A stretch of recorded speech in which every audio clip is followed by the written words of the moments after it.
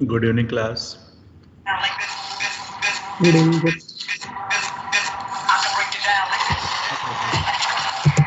Let's go. कहाँ तक हो गया था बच्चों?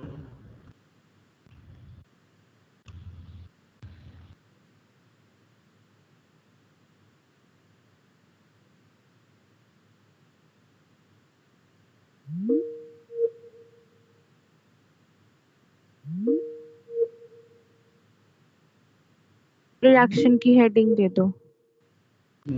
किसकी? Chemical reactions. अरे नहीं, केमिकल रिएक्शन में क्या, उससे पहले क्या करवाया था वो छोड़ो। एसिडिक स्ट्रेंथ करवाया था। फिनॉल की, ओ सॉरी, क्लोरोफॉर्म की। Yes sir. Yes sir. Yes sir. ठीक है, एसिडिक स्ट्रेंथ करवाया था। अब आगे चलते हैं। केमिकल रिएक्शन थी सर, आपने पढ़ाई। पहले तो हाइड्रोलिसिस ही कर लेते हैं।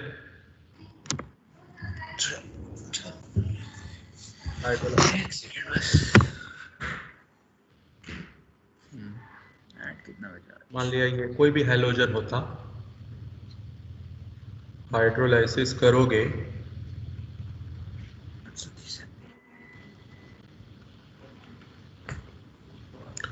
ये अनस्टेबल होता है बच्चे। एक कार्बन पे अगर एक से ज़्यादा OH हो तो वो अनस्टेबल हो जाता है और वाटर निकल जाता है, तो फॉर्मिक एसिड बन जाएगा।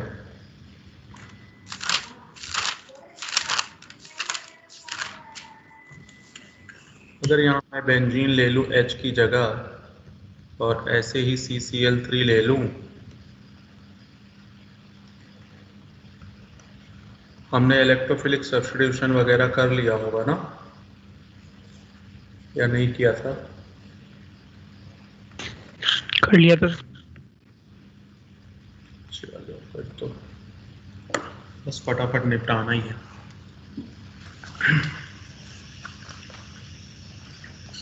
अल्कोहल क्लास में खत्म करना है या ग्लास में? ग्लास में। वाह, ग्लास में खत्म करना है तो फिर यहाँ क्यों है?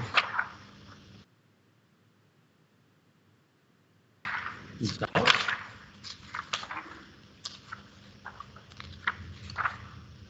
ग्लास में खत्म करना है तो कहाँ जाना?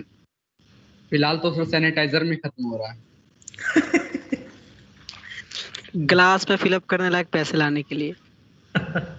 हाँ, उसके लिए पहले डॉक्टर बनो, पैसे ले आओ, फिर ग्लास में खत्म करना। अदरवाइज तब तक क्या कर लो, क्लास में ही खत्म कर लो। चलो आगे चलते, फटाफट चले।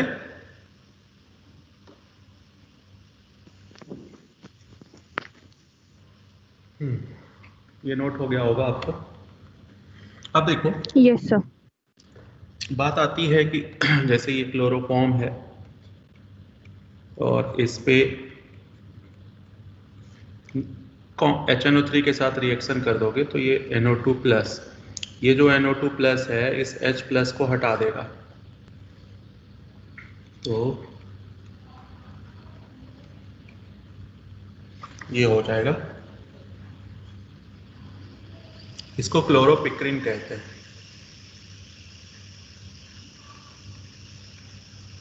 इसका IUPAC कोई बता देगा?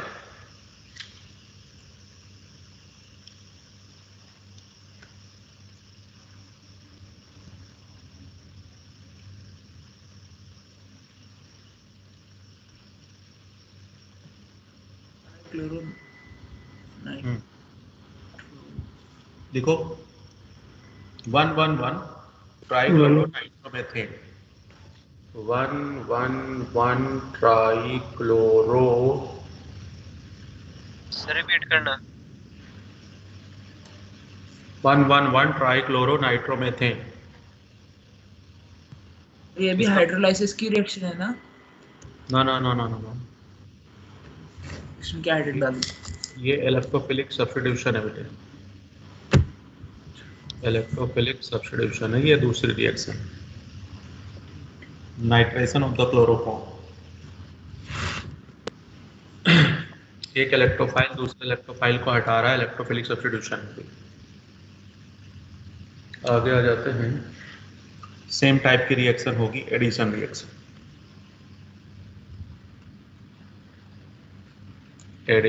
एडिशन का मतलब किसी पे भी, मान लिया जैसे मैं कीटोन पे कर देता हूं क्लोरोफॉर्म की रिएक्शन,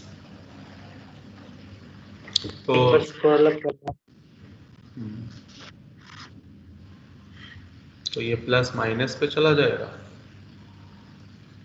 आजकल बायो में क्या करते हो, रिवीजन या हो गया? अगले से अगले हफ्ते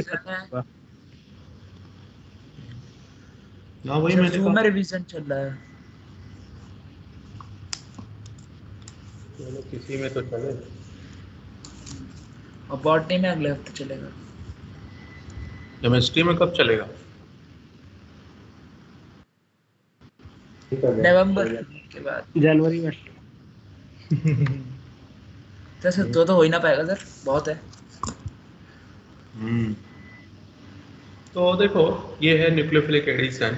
अगर मैं इस R को हटा के, यहाँ पे CH3 कर दूं तो ना इसका एक कॉमन नेम बन जाता है, फ्लोरीटोन। इसका IUPAC क्या होगा? 1 2 3, तो 2 मिथाइल 1 डाइक्लोरो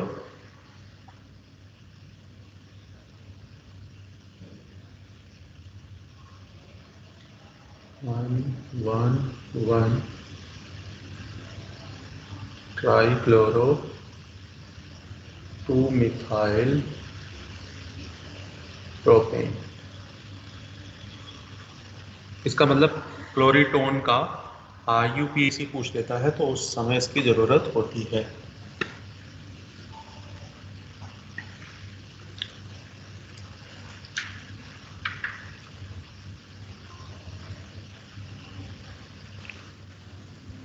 DDT हमने बना लिया था कि नहीं?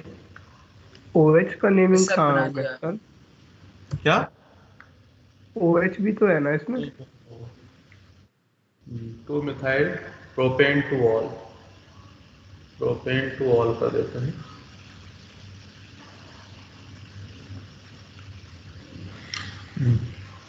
बना लिया था। हाँ मैं ये कह रहा था, DDT बना लिया था कि नहीं? यस सर बना लिया था सर। छिड़क दिया है। क्लोरोफॉर्म का ऑक्सीडेशन कर दो। ऑक्सीडेशन का मतलब होगा एडिशन ऑफ ऑक्सीजन, तो इसमें एक ऑक्सीजन ले जाके ऐड कर दो तो ये होगा, लेकिन ये अनस्टेबल होता है तो यहाँ से HCl बाहर हो जाएगा, तो ये आ जाएगा COCl2 फॉस्जीन।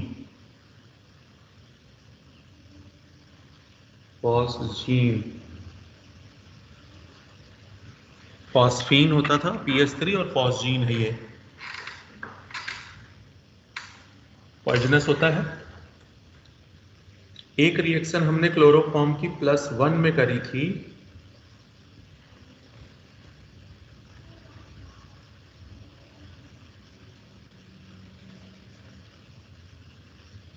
जब आपको मैंने बताया होगा 6 AgCl बाहर कर देने को, याद है क्या बनती थी?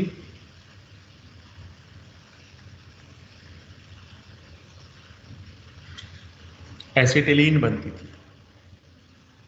तो ये सिंपल से रिएक्शन है, तो आई थिंक इसमें कोई दिक्कत नहीं होनी चाहिए आपको। देख लेता हूँ और कुछ तो नहीं बचा।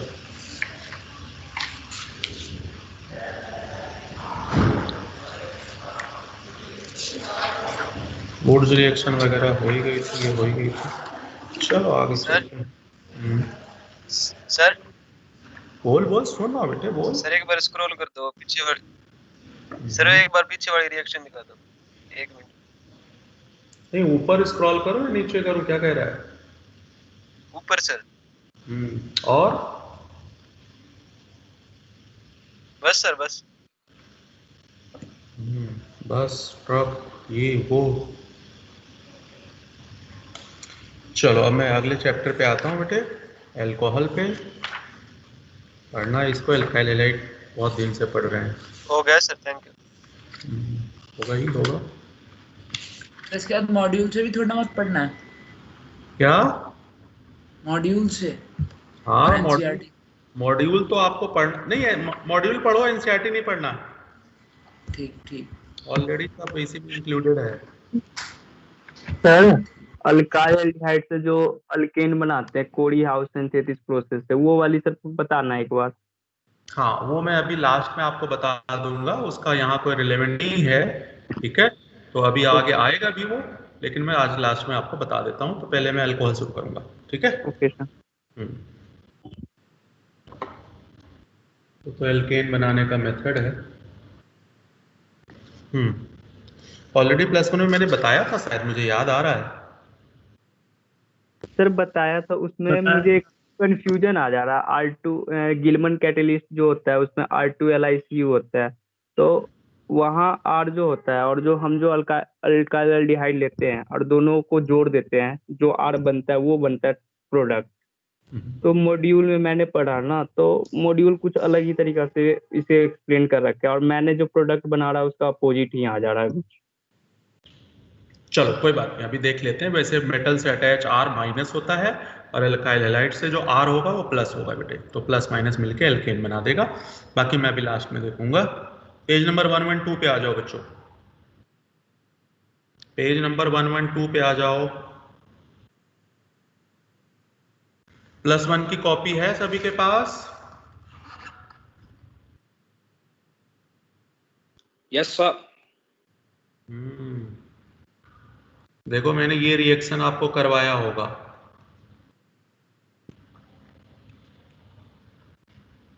ये रिएक्शन विद मैकेनिज्म करवाया होगा। अल्कोहल बनाने का मेथड है ये, इसको कहते हैं इलेक्ट्रोफिलिक एडिशन। सभी लोग अपनी +1 की कॉपी खोलें और एल्कीन में प्रॉपर्टीज में आए, तो ये रिएक्शन विद मैकेनिज्म मैंने आपको दे रखा होगा। और वैसे भी मैकेनिज्म देखो 112 पेज पे दिया हुआ है। देखो ये मैकेनिज्म आप समझ पा रहे हो या नहीं समझ पा रहे हो? मार्कोनिकॉफ रूल से होगा, इसमें कार्बोकैटायन रिएक्शन इंटरमीडिएट बनेगा और रीअरेंजमेंट होगी।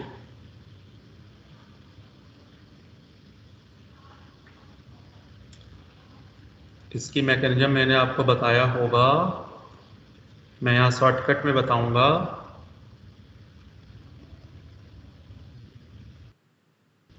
इलेक्ट्रोफिलिक है तो पहले स्टेप में H+ जाएगा, तो ये यहाँ पे टूटेगा -+, तो ये H+ किससे जुड़ेगा? माइनस से। ये देखो कार्बोकैटायन इंटरमीडिएट बनेगा।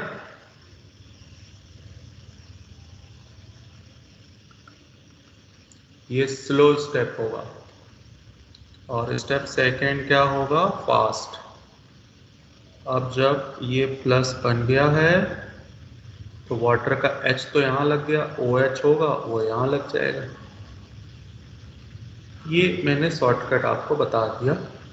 इसकी मैकेनिज्म देखो, मेरी कॉपी में देखो +1 में है क्या ये मैकेनिज्म, किसी को मिली? Yes sir.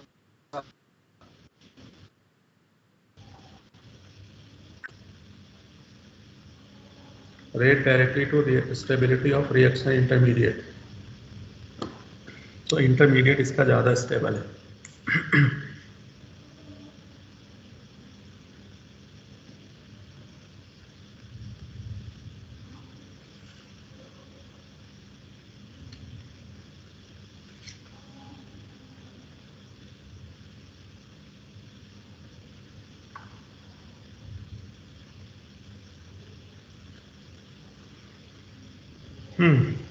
तो अगर इंटरमीडिएट के हिसाब से है तो जाहिर सी बात है, इसका जैसे ना, जैसे इलेक्ट्रोफिलिक एडिशन HCl का आपने ऐड किया था, सेम पैटर्न से इसका भी एडिशन होगा, तो उसमें है। नोट हो गया? हाँ सर, अभी नोट कर रहा हूँ।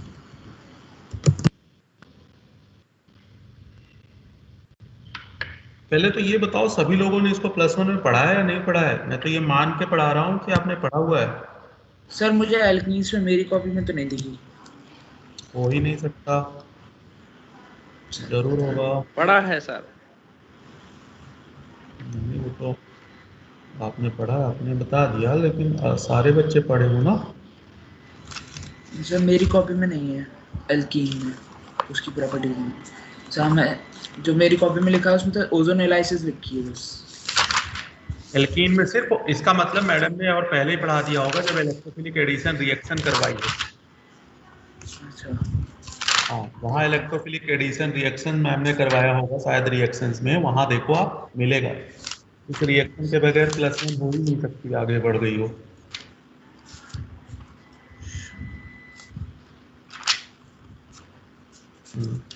चलें आगे चलें। सर कर रहे हैं। Yes sir. ऊपर कर दिए थोड़ा सा। अभी भी नीचे ये लो।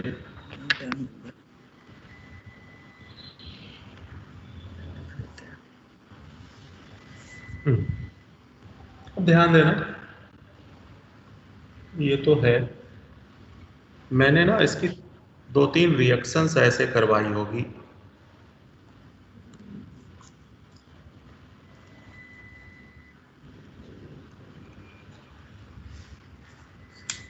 एक रिएक्शन तो मैंने ये करवाई होगी, वाटर की एडिशन कैटलिस्ट की प्रेजेंस में, तो इसका प्रोडक्ट ये हो जाएगा।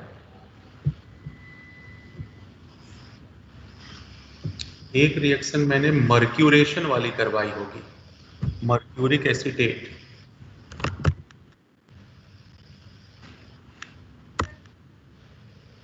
वाटर, सोडियम बोरोहाइड्राइड और H2O।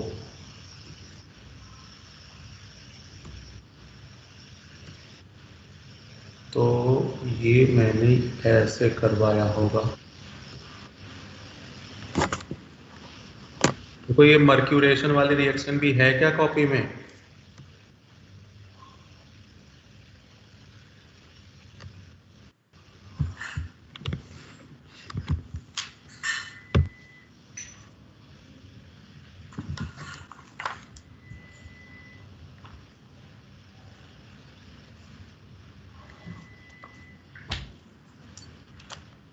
देखो ये तीनों रिएक्शन मेरी कॉपी में है या नहीं?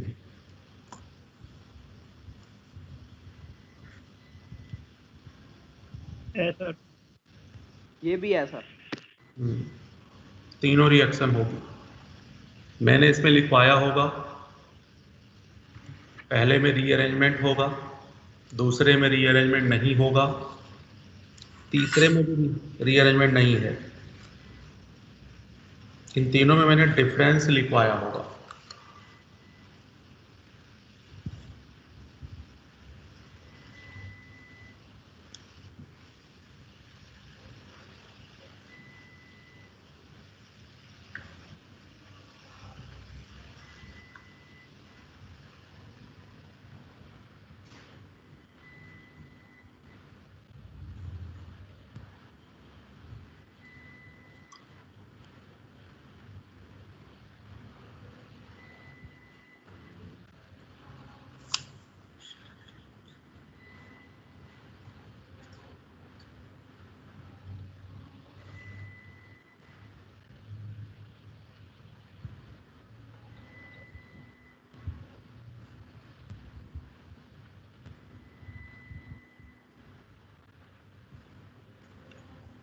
नोट कर लिया बच्चों?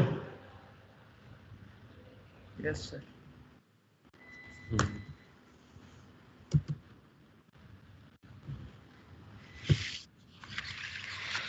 चलो कर लिया है तो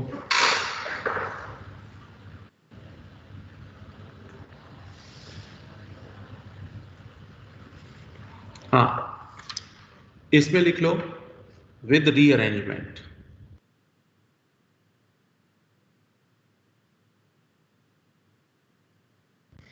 इसमें addition of water, addition of H ion and OH ion without any rearrangement, anti addition होता है बेटा, एंड एंटी एडिशन मतलब ये और ये दोनों अपोजिट डायरेक्शन से जुड़ेंगे। अब रही बात इनमें क्या होगा, ये रिएजेंट आपको कहीं दिख जाए तो क्या करना होगा, मैंने ये भी लिखवाया था, net result addition of water with क्या,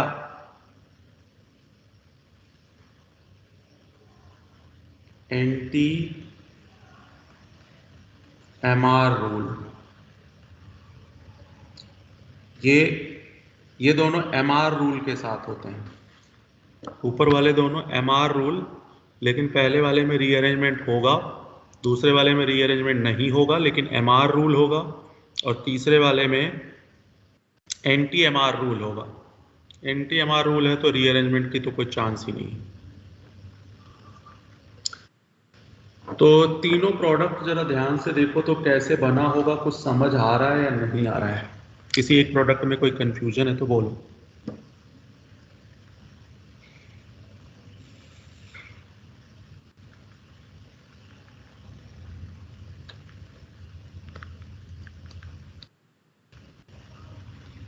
इसमें जरा एक चीज और ऐड कर लेना, ये वाला कैसा एडिशन होता है, सीन एडिशन, सीन एडिशन होता है।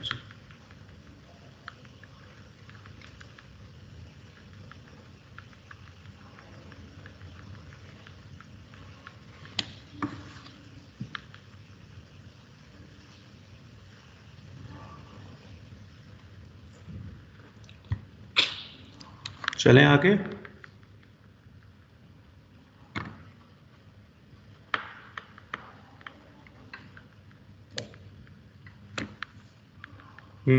Yes, sir. किसी में कोई कंफ्यूजन है तो बताओ।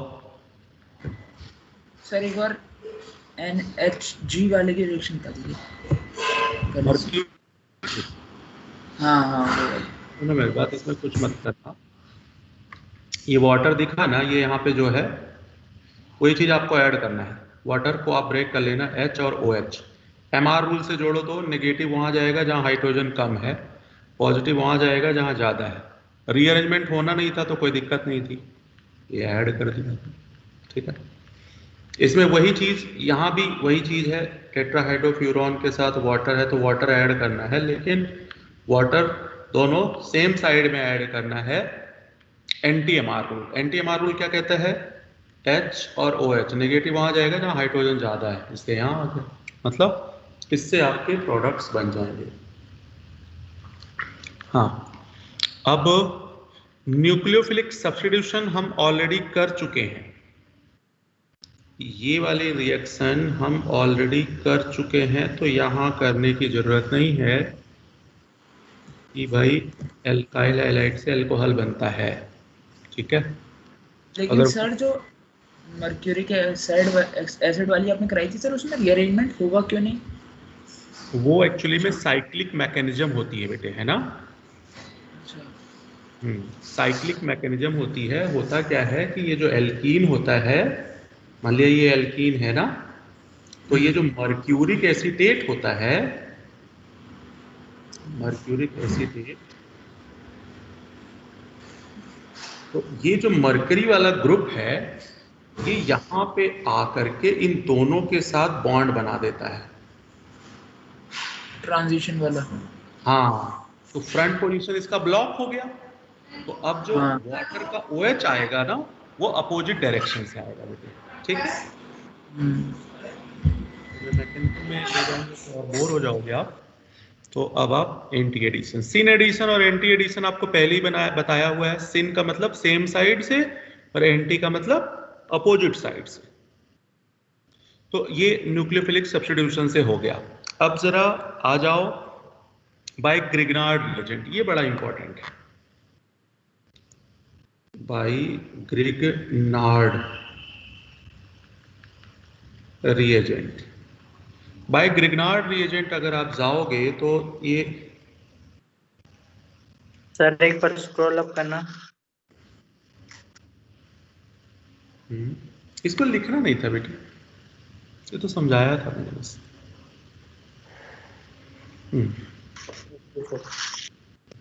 अब जरा देखो, ये बाय ग्रिग्नार्ड है, ग्रिग्नार्ड में RMGX है। आपको मैंने बताया था ये R ग्रुप क्या होता है, माइनस होता है। ये पाई बॉन्ड तोड़ देना, माइनस नेगेटिव पॉजिटिव पे जोड़ देना, पॉजिटिव नेगेटिव पे जोड़ देना।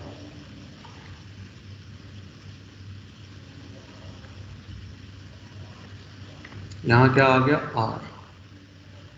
ठीक, अब इसी में क्या करना है आपको, हाइड्रोलाइसिस कर देनी है। हाइड्रोलाइसिस जब करोगे तो ये जो H प्लस है इस MgX प्लस को हटा देगा, तो यहां अल्कोहल आ जाएगा। बाई प्रोडक्ट क्या बनेगा, MgOHX, ये बाई प्रोडक्ट है। तो इसमें जो अल्कोहल बनेगा वो 1 डिग्री बनेगा बच्चों। ये बड़ी इंपॉर्टेंट एग्जाम में बहुत आती है कि अगर फॉर्मल्डिहाइड पे, ये एक्चुअली में न्यूक्लियोफिलिक एडिशन है। न्यूक्लियोफिलिक एडिशन में आपको एल्डिहाइड कीटोन में मैकेनिज्म बताऊंगा, क्योंकि एल्डिहाइड में रिएक्शन आएगी एल्डिहाइड कीटोन में, क्योंकि फॉर्मल्डिहाइड है। तो मैं मैकेनिज्म इसकी वहाँ बताऊंगा कि भाई क्यों ये न्यूक्लियोफिलिक एडिशन देता है। फिलहाल ये न्यूक्लियोफिलिक एडिशन है, ऐड दोनों होता है, लेकिन रेट डिटरमाइनिंग स्टेप में न्यूक्लियोफाइल जाता है, इस वजह से न्यूक्लियोफिलिक एडिशन है। और 1 डिग्री अल्कोहल बनेगा bye formaldehyde.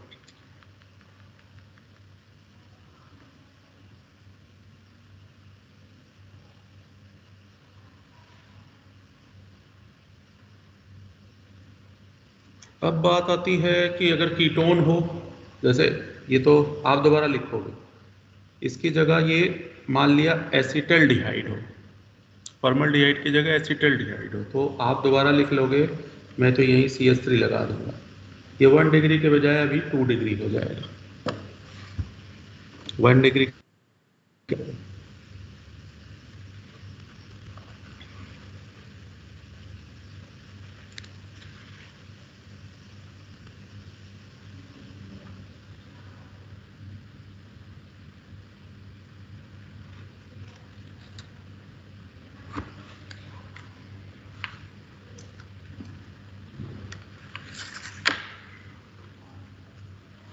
Two degree alcohol, इसी से 3 डिग्री अल्कोहल भी हम बना सकते हैं।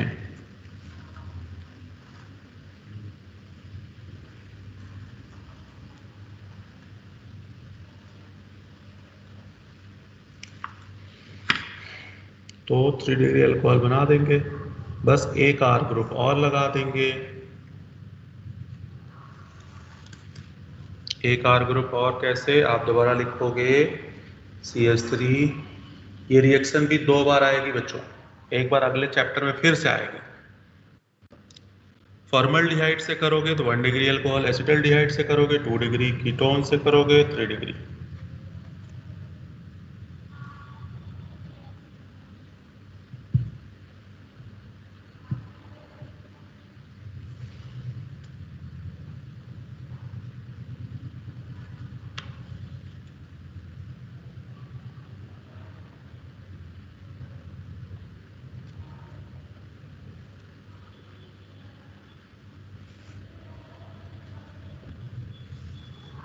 नोट हो गया।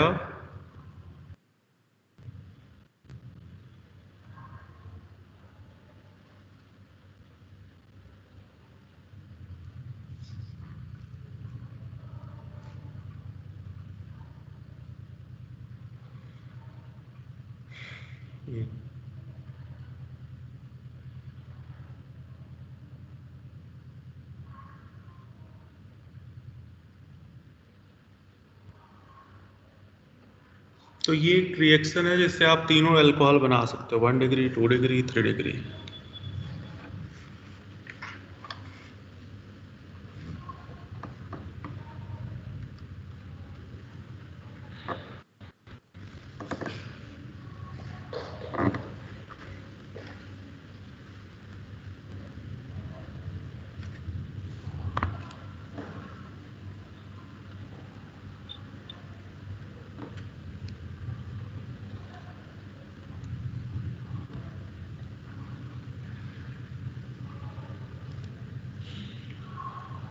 हो गया बच्चों, चले आगे।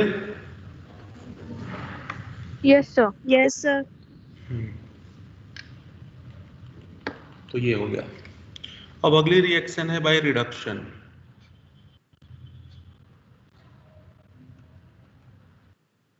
बाय रिडक्शन रिएक्शन, तो रिडक्शन की बात आती है जब, तो एल्डिहाइड और कीटोन का रिडक्शन। एल्डिहाइड और कीटोन का रिडक्शन करवाने के लिए रिड्यूसिंग एजेंट लेना पड़ेगा, lithium aluminium H4, sodium borohydride, ठीक है ना, ये है। तो इस पे क्या करना है, रिडक्शन कर देना है,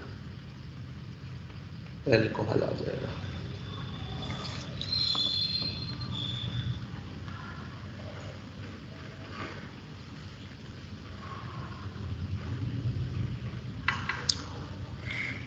ये नेसेंट हाइड्रोजन बनाएगा बच्चों, इनका काम है नेसेंट हाइड्रोजन बनाना। लाइक 2 हाइड्रोजन की जरूरत पड़ेगी, यहाँ से एक सिंगल बॉन्ड तोड़ देना, एक इसको दे देना, एक इसको दे देना, 1 डिग्री अल्कोहल बन गया। अब अगर कीटोन हो तो 2 डिग्री बना देगा ये।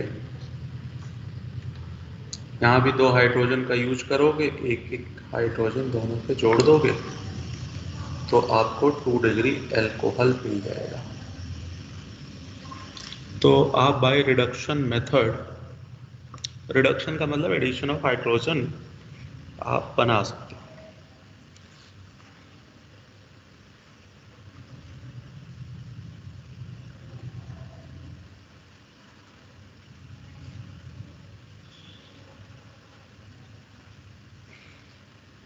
ये भी रिएक्शन आपको नेक्स्ट चैप्टर में मिलेगी एल्डिहाइड कीटोन में। क्यों? क्योंकि एल्डिहाइड कीटोन से बन रहा है, अभी तो प्रिपरेशन है, और नेक्स्ट चैप्टर में यही चीज प्रॉपर्टीज हो जाएगी। आगे आ जाते हैं।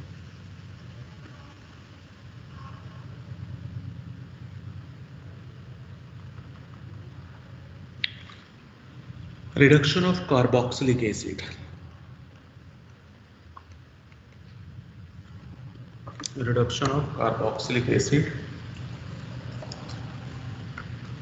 तो कार्बोक्सिलिक से भी वही प्रोडक्ट आएगा लेकिन एजेंट बदल जाता है। लिथियम एल्यूमिनियम H4 वाटर, ये हो जाएगा, या फिर B2S6। तो अल्कोहल तो यहाँ भी बनेगा, प्लस वाटर बन जाएगा। तो है क्या इसमें, आप हाइड्रोजन कितने लोगे, 4 ले लेता हूँ।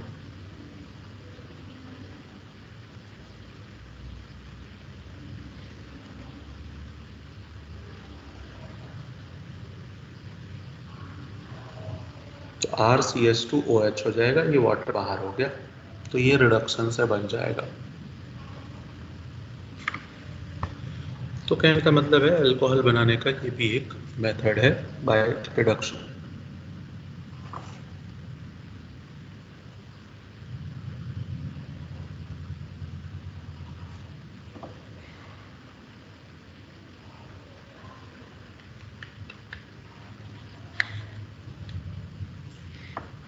आगे चलें।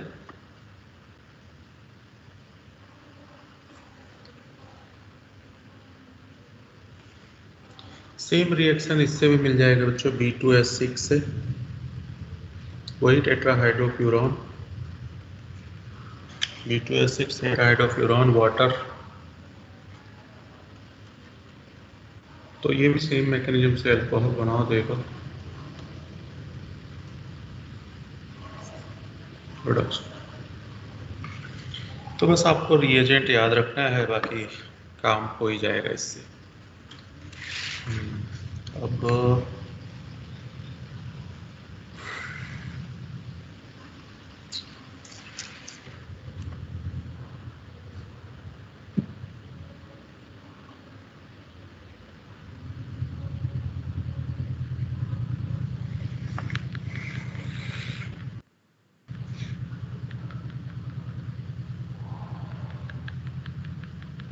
चलें आगे चलें।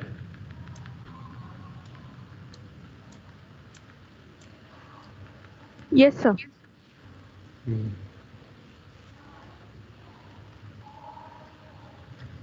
तो इन मेथड से आप अल्कोहल बना सकते हो। अब बात आती है केमिकल प्रॉपर्टीज की।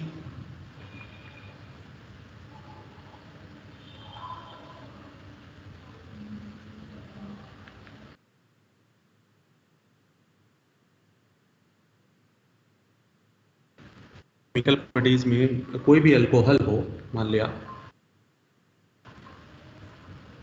तो दो रिएक्शन हमेशा देगा मुझे।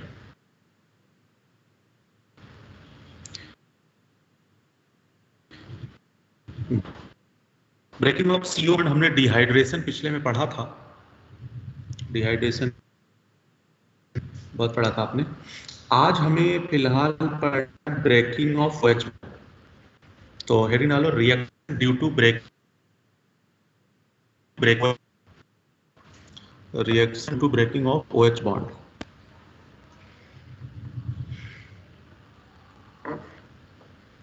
ये अल्कोहल है बच्चों, ये अल्कोहल है। अगर ये बॉन्ड टूटेगा ये वाला, तो आपको पता है H+ निकलेगा, है ना।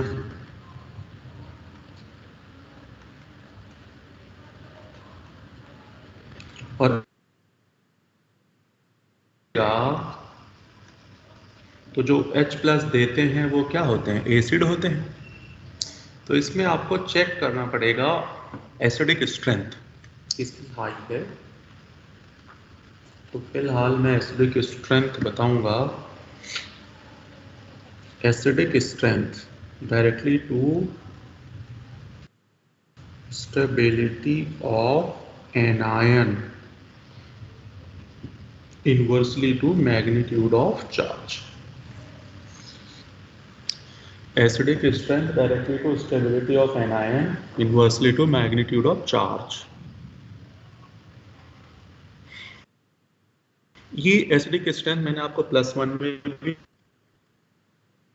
कहीं ना कहीं बताया था, अभी आएगा। तो हमें देखना है अल्कोहल में, नोट कर लिया इसको।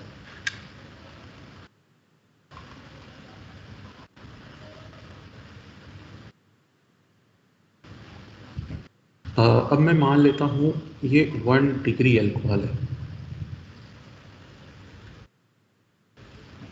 ये 2 डिग्री अल्कोहल है, और ये 3 डिग्री है। कौन ज्यादा एसिडिक होगा बच्चे?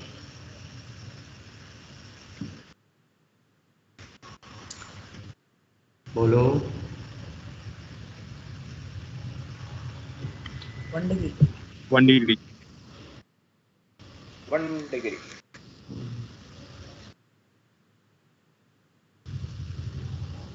अब बात आती है ये स्टेबिलिटी। जितना स्टेबल इसका एनायन होगा उतना ही इसका एसिडिक स्ट्रेंथ हाई होगा, क्योंकि ऊपर लिखवाया गया एसिडिक स्ट्रेंथ। तो मैं इसको 10 मान लेता हूँ, इसको भी 10, इसको भी 10। तो आपको पहले लिखवाया गया, आपको एनायन की स्टेबिलिटी पता होगी कौन सी ज़्यादा स्टेबल होती है। छोड़ो इसका क्या क्या बताना, ऑलरेडी बताया हुआ। एनायन में कौन सी डिग्री स्टेबल होती थी बच्चों? 1 डिग्री। 1 डिग्री। तो स्टेबिलिटी अगर 1 डिग्री, 2 डिग्री, 3 डिग्री है, तो एसिडिक स्ट्रेंथ भी वही होगा। कहने का मतलब जिसका एनायन ज़्यादा स्टेबल होगा वही एसिडिक स्ट्रेंथ ज़्यादा शो करेगा।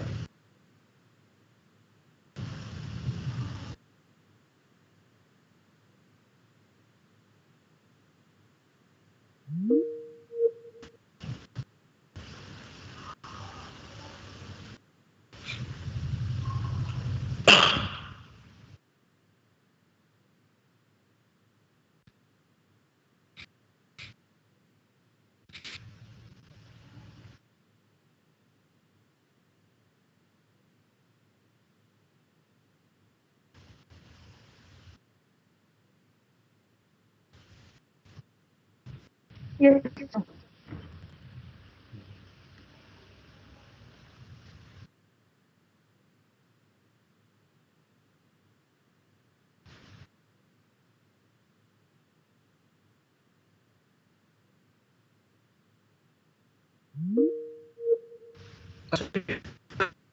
इंटरमीडिएट किसमें एनायन है, तो इस वजह से स्टेबिलिटी ऑफ एनायन पर ही रेट डिपेंड है। तो अगर रेट का ऑर्डर पूछे कि कौन सा एल्कोहल ज्यादा रिएक्टिव होगा, तो भी यही आंसर दोगे आप। रेट भी इसी की स्टेबिलिटी, रेट भी इसी की फास्ट होगी, स्टेबिलिटी भी इसी की ज्यादा है, एसिडिक स्ट्रेंथ भी इसी की।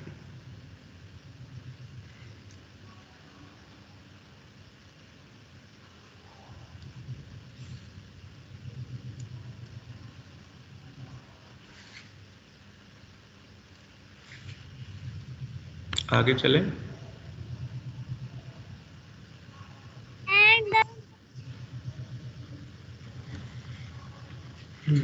बार आपकी अटेंडेंस ले लो, नहीं तो आप कब गायब हो जाओ कुछ पता ही नहीं।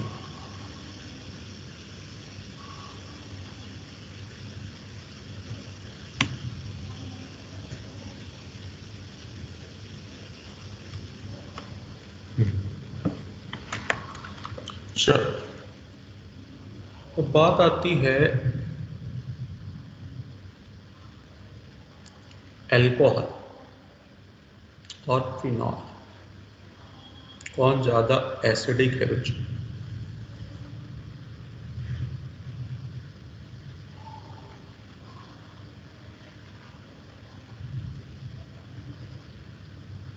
एच हटा के दोनों की स्टेबिलिटी चेक करो, कौन ज्यादा स्टेबल होगा।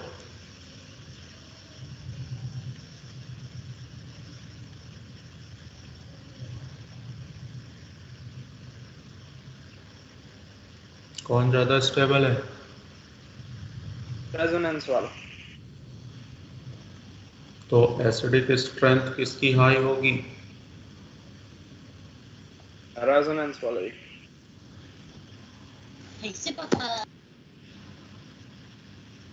Acidic strength directly to stability of anion.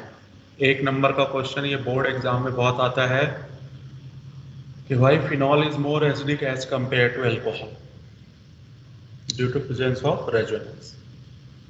तो जिसका रेजोनेंस होगा उसमें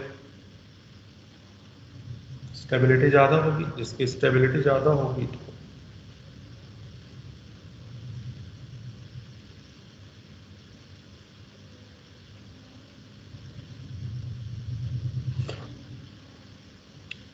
चलें आगे।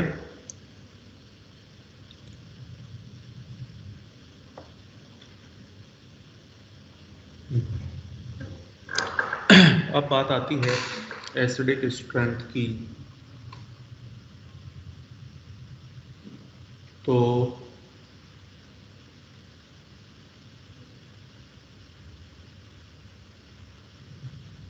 ये फिनॉल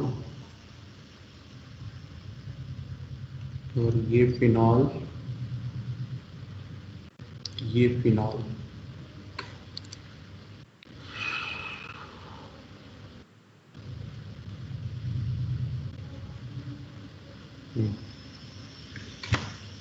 बात आएगी कि भाई इसमें कौन सबसे ज्यादा एसिडिक है।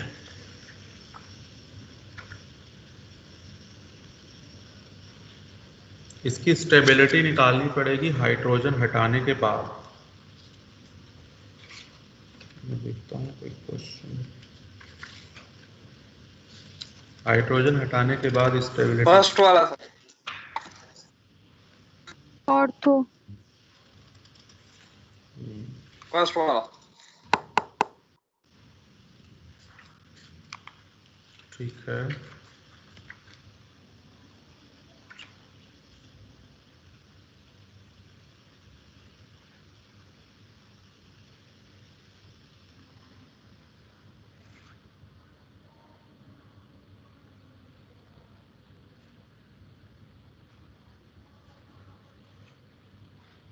चलो देखते हैं।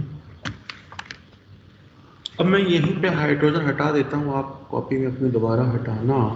आपने ट्राई कर लिया होगा। जरा मैंने आपको एज्यूम करवाया था कि यहाँ 10 है, ये -m -i -i -m -i, ये बच्चों ज़्यादा नहीं, पहले m इफेक्ट से विड्रॉइंग है, यहाँ इलेक्ट्रॉन डेंसिटी कम होगी, यहाँ भी विड्रॉइंग है, यहाँ भी कम होगी। ये बात समझ आई या नहीं आई? -m से m इफेक्ट डिस्टेंस पे डिपेंड नहीं करता। ये स्टेबिलिटी ऑर्डर आपको मैंने +1 की कॉपी में मे भी करवा रखा होगा। फिर भी एक बार और, ये भी I से भी विड्रॉ करेगा, लेकिन I डिस्टेंस पे डिपेंड होता है।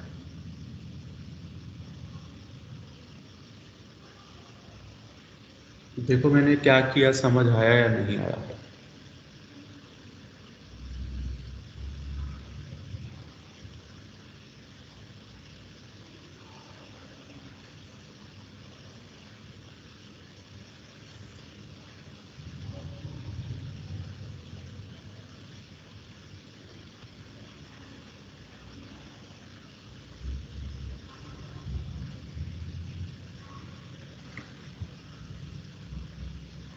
बोलो बच्चे।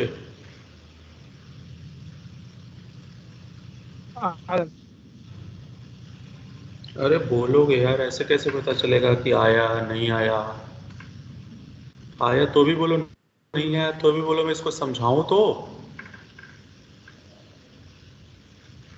आ गया सर। चलो आ गया तो +1 की कॉपी में ये होगा, ठीक है। तो अब बताओ इनमें सबसे ज्यादा स्टेबल कौन लग रहा है? Ortho. No no no no no, magnitude of charge सबसे कम है। First one answer. First. Stability ortho para meta. Acidic strength भी क्या होगा?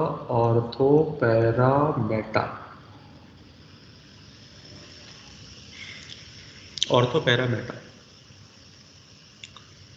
एसिडिक स्ट्रेंथ का ही है।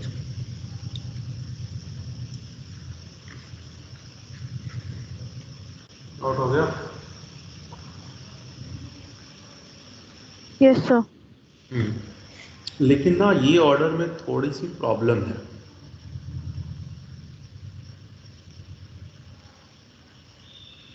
क्योंकि ना ऑर्थो नाइट्रोफिनॉल में क्या हो जाती है बच्चों, आपको अगर याद हो, हाइड्रोजन बॉन्डिंग हो जाती थी, वो भी इंट्रामॉलिक्यूलर। याद है कुछ? +1 के केमिकल बॉन्डिंग में ये टॉपिक करवाया गया था कि भाई ऑर्थो नाइट्रोफिनॉल में इंट्रामॉलिक्यूलर हाइड्रोजन बॉन्डिंग हो जाती है। तो इस हाइड्रोजन बॉन्ड की वजह से ऑर्थो वाला जो स्लाइटली लेस एसिडिक हो जाता है ना? लेकिन हाँ, स्लाइटली लेस। तो आंसर ये है।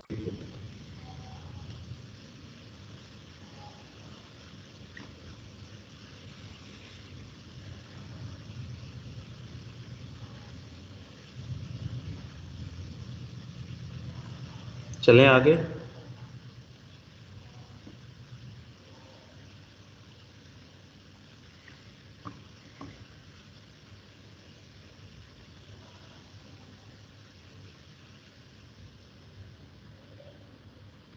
सर एक बार स्क्रॉल करना, 1 मिनट।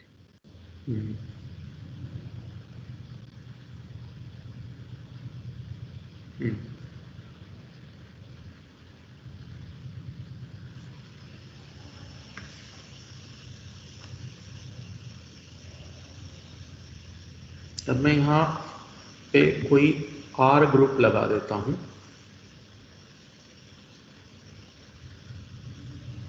R ग्रुप का काम क्या है बच्चों? R ग्रुप बेसिकली मैंने आपको बताया था +m +i।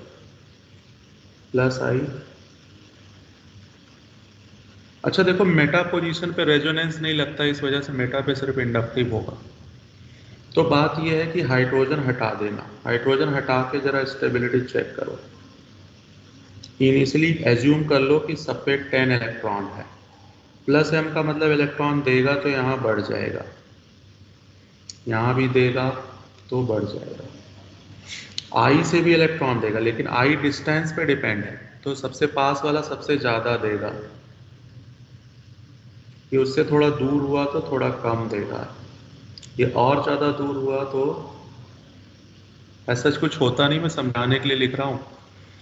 जिस पर मैग्नीट्यूड ऑफ चार्ज कम है उसकी स्टेबिलिटी ज़्यादा है। तो स्टेबिलिटी क्या दिख रहा है आपको? मेटा, फिर पैरा, फिर ऑर्थो। यही ऑर्डर एसिडिक स्ट्रेंथ का होगा, Meta, para, ortho.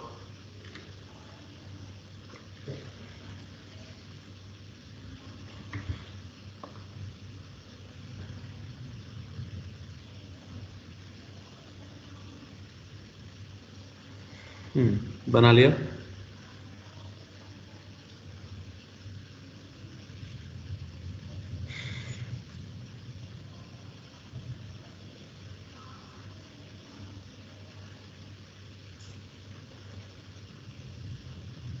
Yes sir.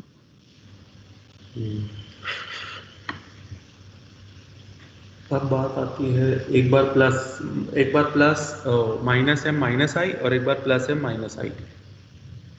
Sir एक ग्रुप पर करना एक मिनट के लिए।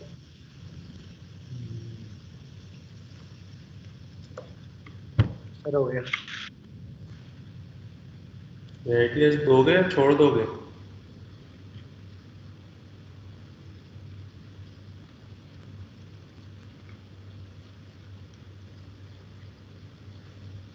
मुझे तो बोल ही नहीं रहे हो तो क्या दोगे? देंगे सर। चलो किराए पे ही दोगे।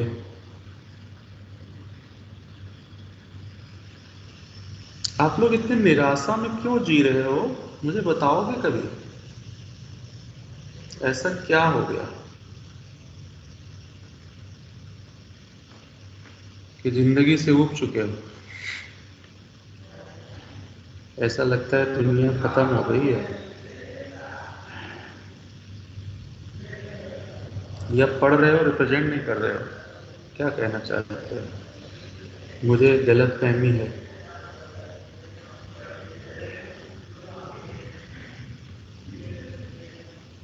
ऐसा क्यों लगता है मुझे बच्चों कि आप लोग का जी भर गया है पढ़ाई से?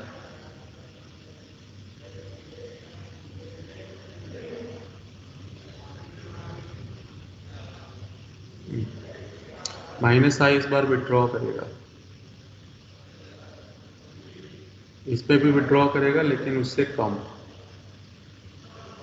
इस पे भी विड्रॉ होगा लेकिन उससे भी कम, क्योंकि डिस्टेंस का इफेक्ट आएगा। तो कौन ज़्यादा स्टेबल होगा? और मेटा मेटा होगा। मैग्नीट्यूड ऑफ चार्ज कौन है?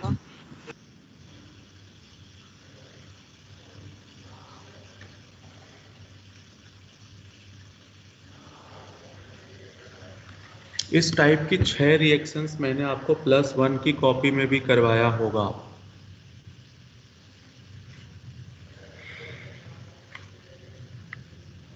तब मैंने यहाँ पे फिनॉल नहीं लिया था, मैंने यहाँ CH2 लिया होगा।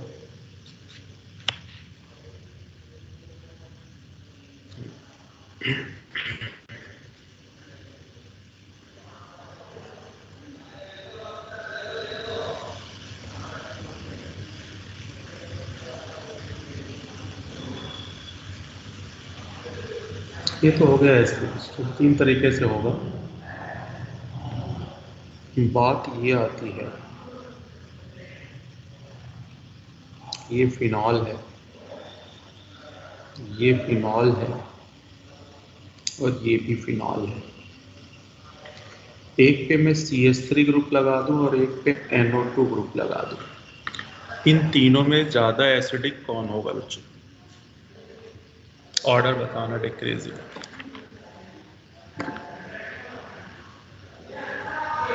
थर्ड होगा सर, फर्स्ट फिर थर्ड, फर्स्ट और सेकंड।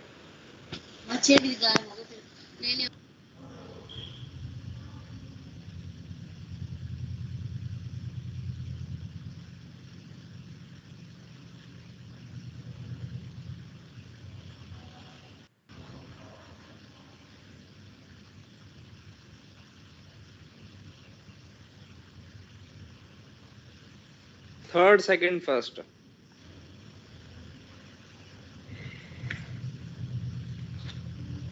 पक्का मैं देख मेथड से जाओ बच्चे। H पहले हटा लेना, ये एनायन बन गया। यहाँ पे एज्यूम कर लेना 10, क्योंकि मैं बार बार 10 ही ले रहा हूँ तो मैं पूरी केमिस्ट्री में 10 ही लूंगा। वैसे मैं बोलूँ कि ये कुछ भी ले सकता हूँ। CH3 कौन सा ग्रुप है? +M+I, -M-I।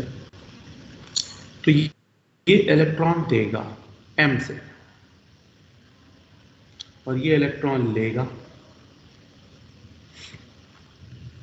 ये I से भी देगा, कुछ भी दे देते हैं, और ये I से लेगा। तो 5 देखो, 10 देखो, 15 देखो, किस पर मैग्नीट्यूड ऑफ चार्ज सबसे कम है? पैरा वाले पे। दोनों पैरा है भाई। नंबर दे देता हूं। तो स्टेबिलिटी का क्या ऑर्डर होगा? Third, second, first. यहां से एक और चीज निकल के आएगी कि acidic strength directly to -M हो गया ना,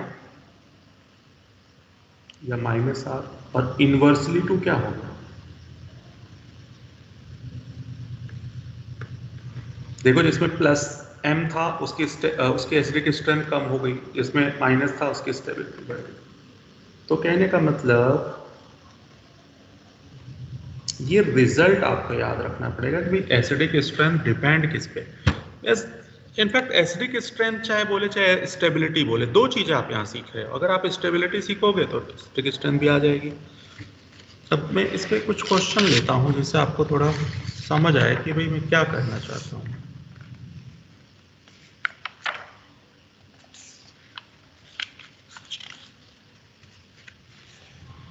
पेज नंबर आ जाओ 155। सर -I के भी तो फिर डायरेक्टली प्रोपोर्शनल हो गया ना एसिडिक स्ट्रेंथ। हाँ हाँ, बिल्कुल बिल्कुल बिल्कुल होगा बेटे, बिल्कुल होगा। ये लो सर एक बार वेरीफाई कर लेता हूँ लिखने से पहले। नहीं, बिल्कुल। 155 पे 8th नंबर क्वेश्चन से मुलाकात करो जरा बच्चे। 155 पे 8th नंबर क्वेश्चन।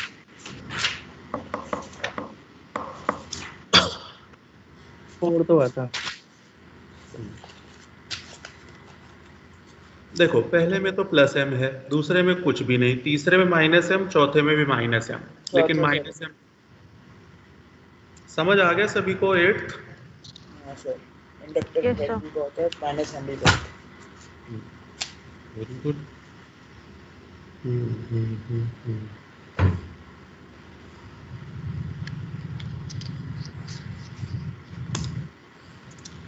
157 पे क्वेश्चन नंबर 21 देखोगे? 157 पे 21।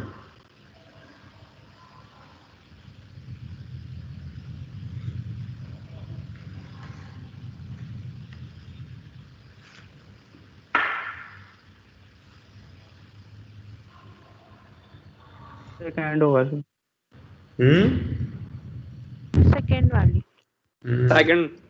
अकेला बंदा जिसमें रेजोनेंस है, H हटा देना। सबसे पहले तो सबका H हटा देना, और उसके बाद एनायन जो बनेगा उसकी स्टेबिलिटी चेक कर लेना।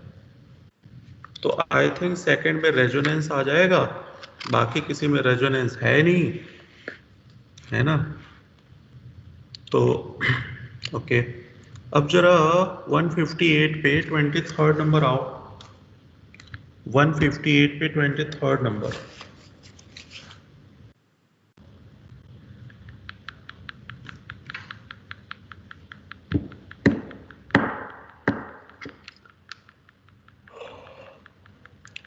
पहले तो इसको बनाओ, फिनॉल बनाओ, मिथाइल फिनॉल बनाओ, मेटा नाइट्रो, पैरा नाइट्रो। तो देखो मेटा और पैरा पे नाइट्रो ग्रुप लगा है, -m लगा है। सेकंड वाले पे तो +m लगा है, तो +m तो लेस स्टेबल करता है, -m वाला ज्यादा होगा। तो C और D में चेक करो कि कौन ज्यादा स्टेबल होगा, पैरा वाला या मेटा वाला। डी पैरा, फिर हाँ मेटा, डी वाला। पैरा होगा बिल्कुल। First option. बस फर्स्ट ऑप्शन होगा। मतलब एक ही बात आप समझ पाए कि पैरा पैरा क्यों हुआ, क्योंकि पैरा पे m इफेक्ट भी लगेगा, जबकि मेटा पे m इफेक्ट लगता ही नहीं है। तो वहीं से बात फाइनल हो गई, बाकी कुछ नहीं करना था उसमें, है ना। तो एक छोटी सी बात अगर आपके माइंड में क्लिक कर गई तो बात बन जाएगी, और नहीं क्लिक करी तो बात बिगड़ जाएगी। चलो 159 पे क्वेश्चन नंबर 32 से मुलाकात करोगे। 159 पे 32।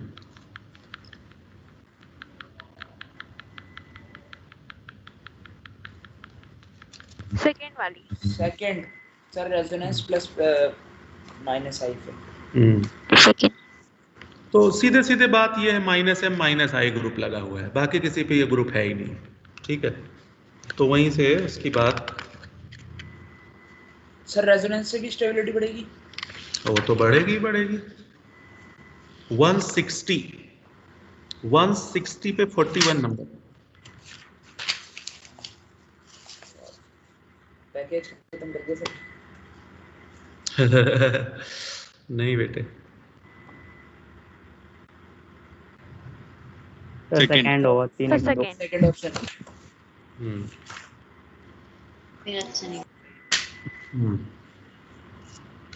क्वेश्चन नंबर 43 देखो बच्चे।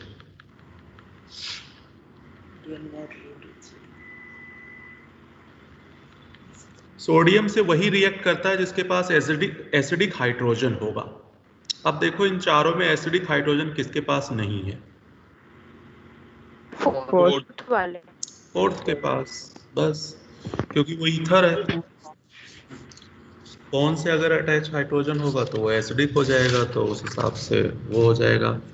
अच्छा 157 पे आ जाओ तो क्वेश्चन नंबर 19 से मुलाकात होगी।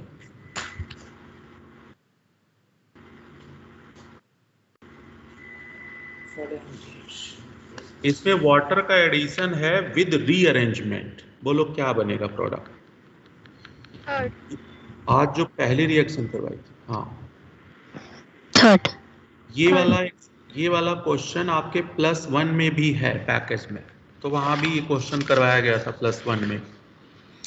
अच्छा अगर 156 पे 13 पूछूं तो 156 पे 13 डिहाइड्रेशन है। कह रहा कौन सा डिहाइड्रेशन का प्रोडक्ट नहीं हो सकता है? डिहाइड्रेशन मैंने आपको 2-3 लेक्चर पहले सिखाया था, इवन मैकेनिज्म में।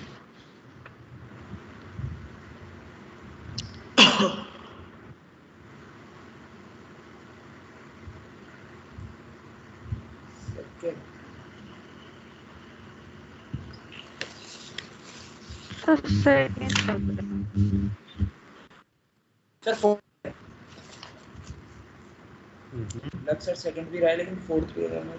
फोर्थ सही है। मुझे थर्ड लग रहा। अब आंसर देख लो अपना अपना फाइनल, और फिर मैं बताऊं कि क्या दिक्कत हो गई।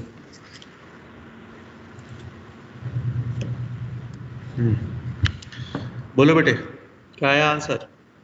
फोर्थ दिया हुआ है। सही में? हाँ।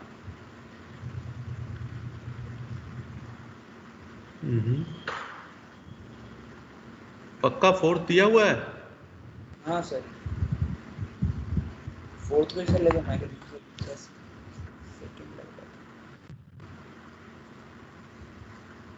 समझ आया किसी को?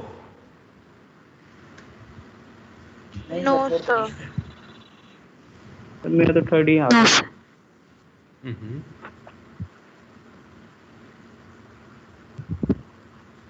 हमें सेकंड और फोर्थ में से एक लग रहा था, लेकिन फोर्थ में नहीं। अब ये नहीं समझना। सेकंड में तो कोई दिक्कत ही नहीं बेटे, सेकंड में तो होगा ही होगा, बात आप समझ रहे हो, सेकंड तो होगा ही होगा। फोर्थ वाला देखो, फोर्थ वाला अगर मैं कार्बोकेटाइन बनाऊं और रीअरेंजमेंट कर दूं, जैसे देखो ये है, ये था, तो यहाँ पे कार्बोकेटाइन आ जाएगा। अब यहाँ से हाइड्राइड शिफ्ट होगा, है ना। ये कार्बोकेटाइन में पहले तो अल्फा हाइड्रोजन चेक कर लो, 2 3 5 और 1 6, यही आएगा अल्फा हाइड्रोजन 6। अब अगर ये यहाँ से यहाँ शिफ्ट होगा, तो यहाँ से यहाँ जब शिफ्ट होगा तो ये आ जाएगा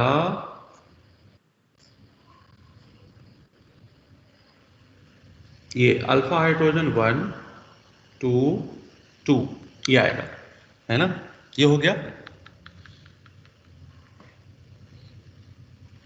तो अब उसके बाद हाइड्रोजन यहाँ से भी हट सकता था, यहाँ से भी हट सकता था, यहाँ से 3 जगह से हट सकता था हाइड्रोजन, है ना।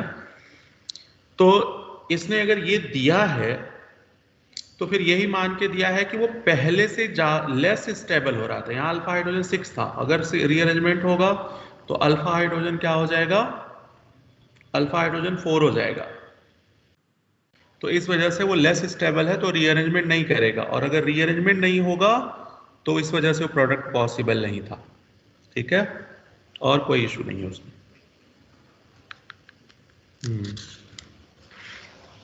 आगे आते हैं।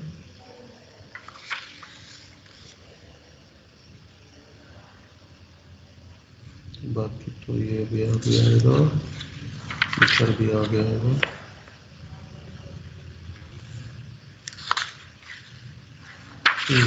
जरा पेज नंबर 152 पे आओ, 152 पे क्वेश्चन नंबर 11।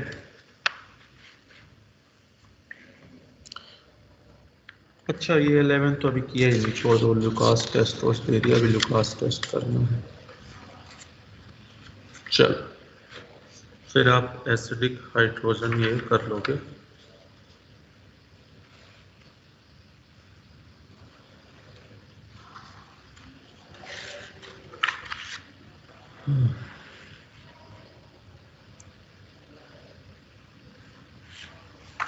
आगे आते हैं।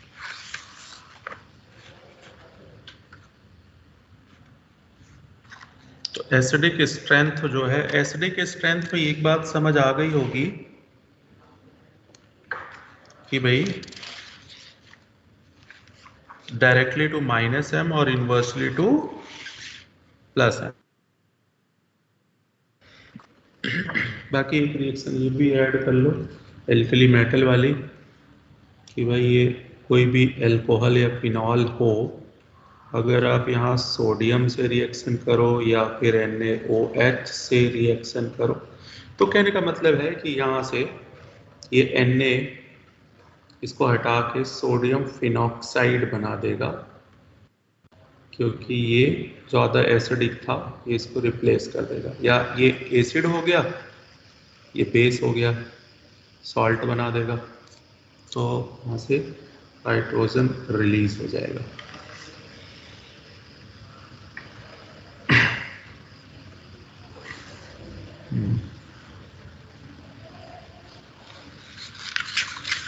आगे चलते हैं।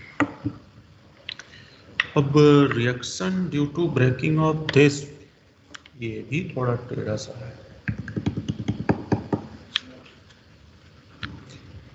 पेज नंबर 118 पे आओ जरा, 118 पे आ गए? Yes sir. देखो एक रिएक्शन दिया होगा एस्टरिफिकेशन, एस्टरिफिकेशन ये भी बड़ी इंपॉर्टेंट रिएक्शन है। आपने ये बहुत जमाने पहले सुन लिया था कि एसिड प्लस अल्कोहल मिलके क्या बनते हैं,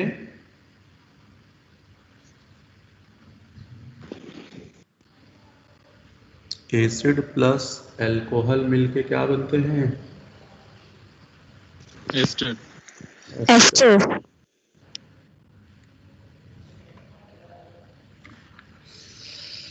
डिहाइड्रेशन है, इसका मतलब ये हुआ यहाँ पे H2SO4 है, यहाँ पे चाहे H लो चाहे H2SO4 लो, एक ही बात है, पानी बाहर होगा। अब पानी बाहर होगा लेकिन किसका H और किसका OH? वाटर ये बाहर होगा। अगर मैं यहां आइसोटोप लगा दूं 18, तो ये 18 वाला ऑक्सीजन एस्टर में जाएगा या वाटर में जाएगा, ये बता दो।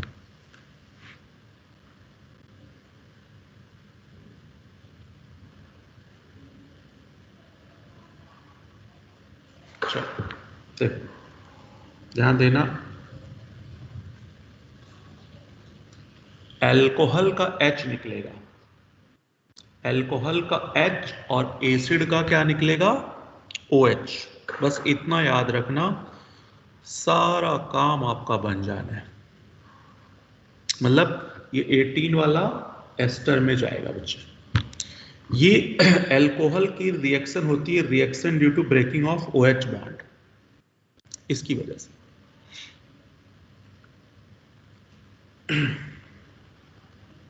ये होगा।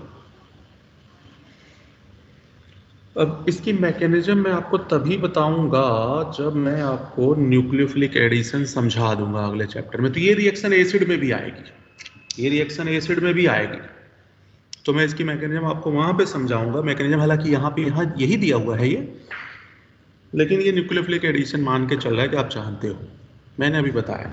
तो अभी फिलहाल के लिए मैं इतना बता रहा हूं कि अल्कोहल का H और एसिड का OH, कोई भी अल्कोहल। अब बात ये आती है कि अगर ये 1 डिग्री अल्कोहल हो और ये एसिड वही रखना है,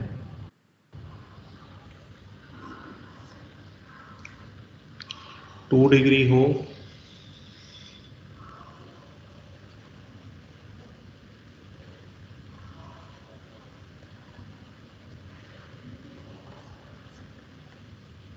थ्री डिग्री हो,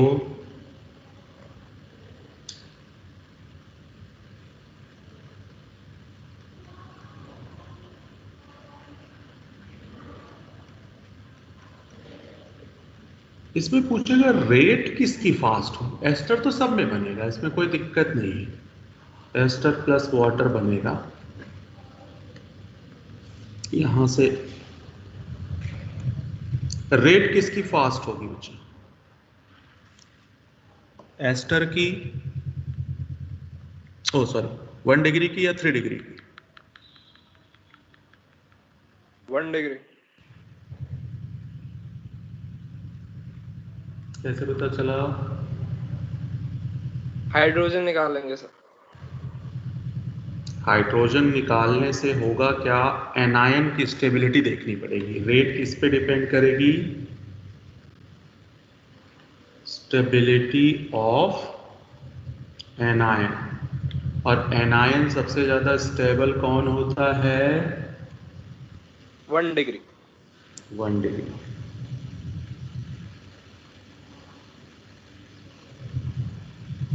तो स्टेबिलिटी 1 डिग्री की ज्यादा है, इस वजह से रेट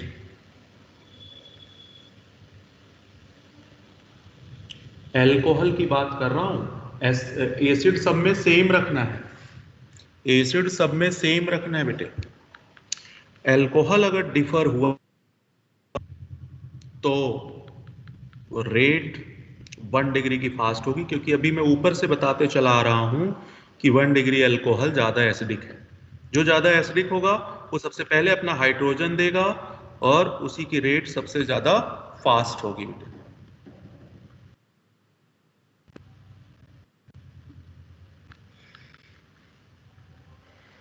तो आई थिंक ये बात समझ आ गई होगी। सिर्फ डिपेंड करेगा स्टेबिलिटी ऑफ एनायन पे। अगर आपको स्टेबिलिटी नहीं आती, अगर आपको इंडक्टिव इफेक्ट नहीं आता, तो ये गलत हो जाएगा। और ये बहुत इंपॉर्टेंट क्वेश्चन, ये आता है टेस्ट में। अब बात ये आती है बच्चों कि अगर अल्कोहल सेम हो तो मैं अल्कोहल सेम ले लेता हूं और एसिड को चेंज कर देता हूं। तब एस्टरिफिकेशन की रेट फास्ट किस में होगी? अब अल्कोहल सब में सेम है बच्चे,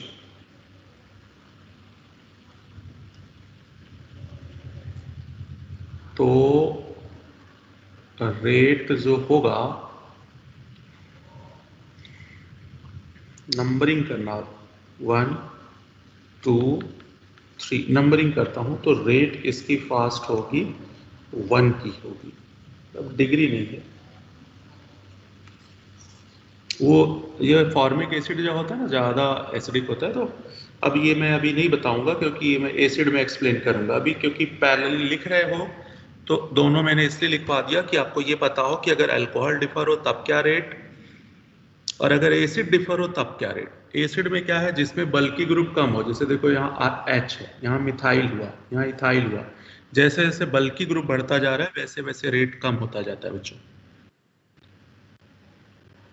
वो क्यों होता है वो मैं आगे आपको जब न्यूक्लियोफिलिक एडिशन बता दूंगा और इसकी मैकेनिज्म भी बताऊंगा, तब मैं वो चीज फिर से एक्सप्लेन करूंगा।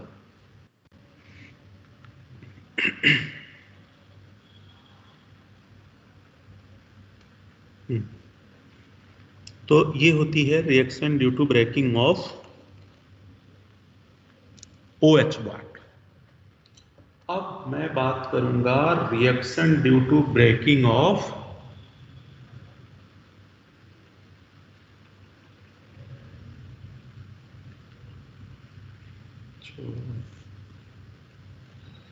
टाइम में तो लिख ही लेंगे, हाँ, reaction due to breaking of CO bond. अब CO बॉन्ड मैं तोड़ रहा हूं, उसमें सबसे पहली रिएक्शन जो आती है वो डिहाइड्रेशन आती है, जो कि ऑलरेडी हम कर चुके हैं, तो मैं सिर्फ थोड़ा सा बता के निकलूंगा यार। डिहाइड्रेटिंग एजेंट में मैंने आपको बताया था बहुत सारे एजेंट, और उसमें से मोस्ट कॉमन कॉन्क H2SO4 लेते हैं, और आपको पता है कि यहाँ से OH निकलता था। OH निकलेगा तो OH माइनस निकलेगा तो कार्बोकैटायन बनता है। मैकेनिज्म बताया होगा ना मैंने, कार्बोकैटायन इंटरमीडिएट बनता है। तो कार्बोकैटायन इंटरमीडिएट बनेगा तो रेट किस पर डिपेंड होगी?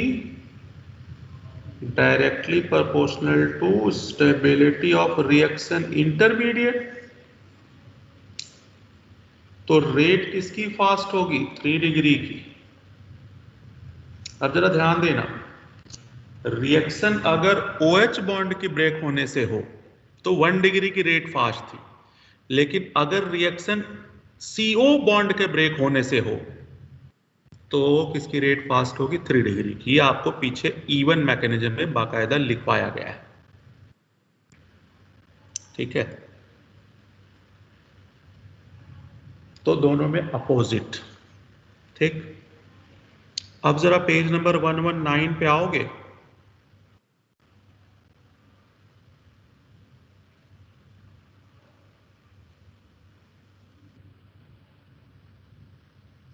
आए या नहीं आए? आ गए सर। जरा उस पे देखो, डिहाइड्रेशन रिएक्शन दी होगी, ये हम ऑलरेडी कर चुके हैं, तो अब हमें दोबारा नहीं करना है क्योंकि हम कर चुके हैं। जरा देखो, रिएक्शन ड्यू टू SOCl2 दिया होगा, ये भी हमने किया है या नहीं किया है? किया सर। उससे ऊपर वाले रिएक्शन देखो, reaction due to PCl3 and PCl5, ये हमने किया या नहीं किया? SN1 SN2 में कहीं किया होगा सर, ये किया हुआ है। अब उसके बाद फर्स्ट रिएक्शन आ जाओ।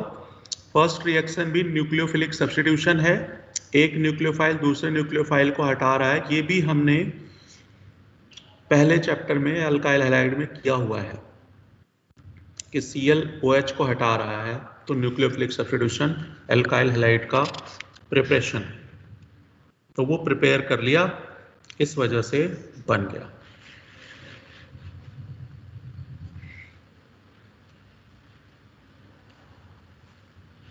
तो ऐसा नहीं लग रहा कि ये सारे रिएक्शंस किया हुआ है हमने।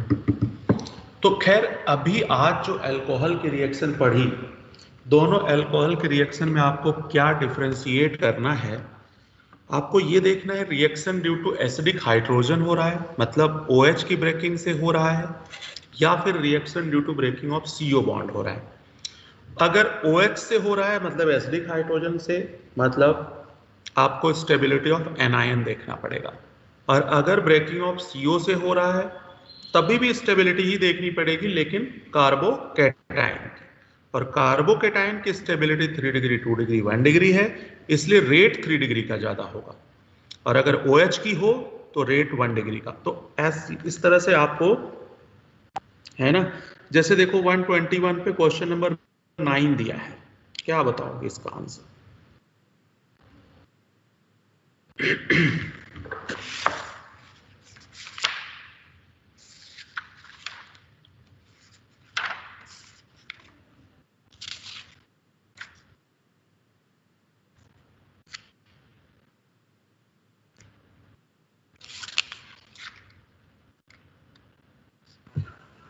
सर 1 डिग्री 2 डिग्री फिर 3 डिग्री,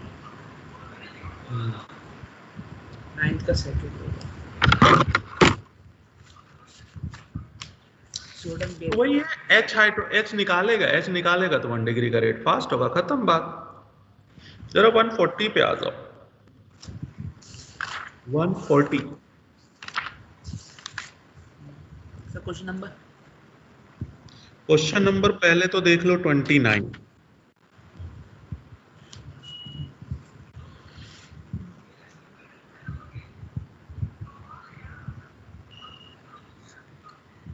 अब आपको ये देखना है कि किसका H निकलेगा और किसका OH निकलता है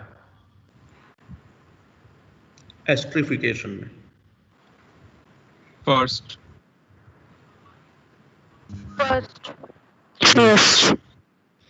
अल्कोहल का H निकलेगा और एसिड का OH निकाल देना, प्रोडक्ट बना देना बस। अगर आपने इसका रिवर्स किया कि भाई अल्कोहल का OH और एसिड का H, प्रोडक्ट तो एस्टर ही बनेगा, लेकिन वो आइसोटोप से फंसा ले जाएगा आपको, तो इसलिए जानना जरूरी है। अच्छा, ऑक्सीजन 18 पे आ गया ना सभी को? नहीं सर, इसका सेकंड ना होना चाहिए ना। सेकंड कैसे होगा बेटे? आइसोटोप जिस पे 18 लगा हुआ है वो तो एस्टर में जाएगा ना। वो अल्कोहल है। हाँ वो अल्कोहल है, तो उसका H निकाल। हाँ उसका और एसिड का OH हटा। हाँ तो देख एस्टर में क्या आएगा। अच्छा हाँ ठीक, नहीं समझा? समझ गया। मुझे लगा वो H18 पे। चलो ओके, अब जरा क्वेश्चन नंबर 27 जरा देखना, ये मैंने बताया था या नहीं बताया था। Al2O3 E1 मैकेनिज्म देगा या E2 देगा? डिहाइड्रेशन तो देगा। जरा देखना डिहाइड्रेशन में मैंने 6 रिएजेंट के साथ 3 E1 3 E2 का लिखवाया या नहीं लिखवाया? E1 मैकेनिज्म जहां मैंने पूरी बताई है वहां पे जाओ।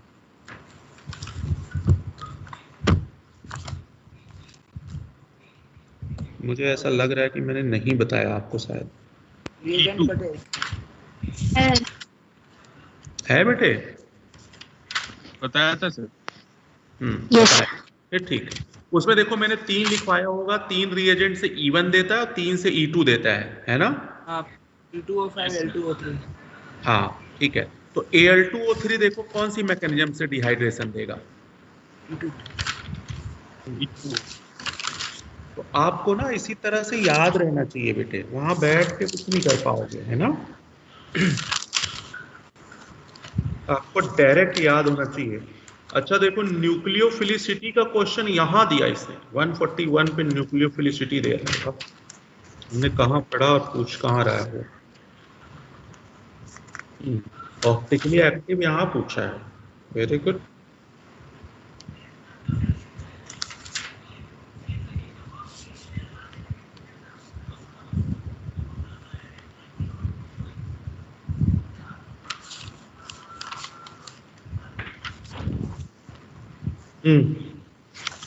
वो हो गया।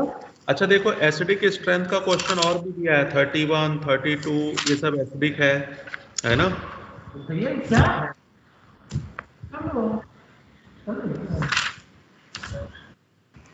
है ना? अब जरा आ जाओगे अगर 139 पे, तो आप देखो 12 नंबर, 13 नंबर, 14 नंबर, 15 नंबर, है ना? तो ये सारी है।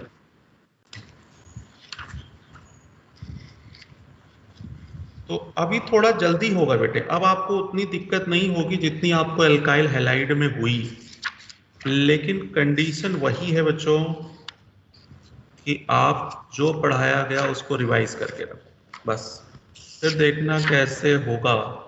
बहुत इजीली आपको ऑर्गेनिक केमिस्ट्री समझ आएगी। तो चलो आज के लिए इतना ही। अगले आई थिंक 2 लेक्चर में सारा कुछ खत्म हो जाएगा, है ना? चलो ठीक है बच्चों, आज के लिए बस, बाकी मिलते हैं ब्रेक के बाद।